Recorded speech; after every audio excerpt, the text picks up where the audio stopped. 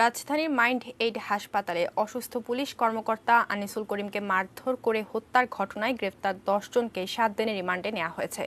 এই ঘটনায় ওই হাসপাতালের পরিচালক নিয়াজ মোরশেদকেও গ্রেফতার করে হাসপাতাল সিলগালা করে দিয়েছে পুলিশ।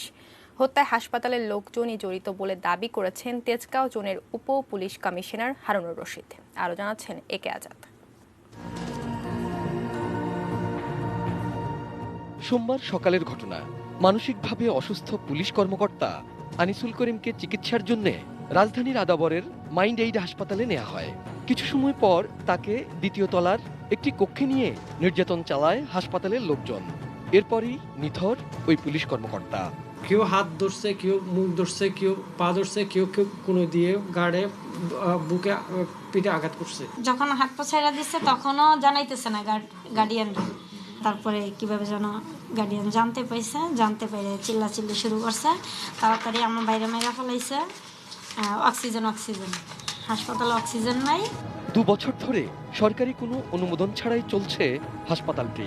সরকারি বেসরকারি বিভিন্ন হাসপাতালের চিকিৎসকদের ভিজিটিং কার্ডও মেলে সেখানে, অথচ চিকিৎসার কোনো ব্যবস্থাপনাই নেই এ হাসপাতালে। দিনের পর দিন রোগীদের কাছ থেকে টাকা হাতিয়ে নেয়া আর চিকিৎসার নামে চলতো প্রতারণা।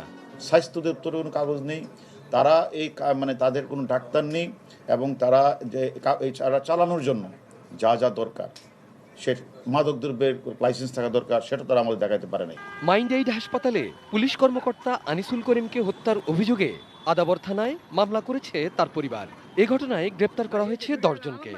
ভিডিও ফুটেজ পর্যালোচনা আমাদেরকে স্পষ্ট মনে হয়েছে এটা একটা হত্যাকাণ্ড।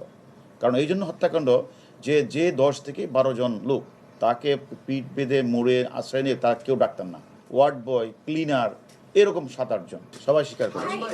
পুলিশ কর্মকর্তা হত্যায় গ্রেপ্তার 10 আসামির 10 দিনের রিমান্ড চেয়ে মঙ্গলবার আদালতে আবেদন করে পুলিশ।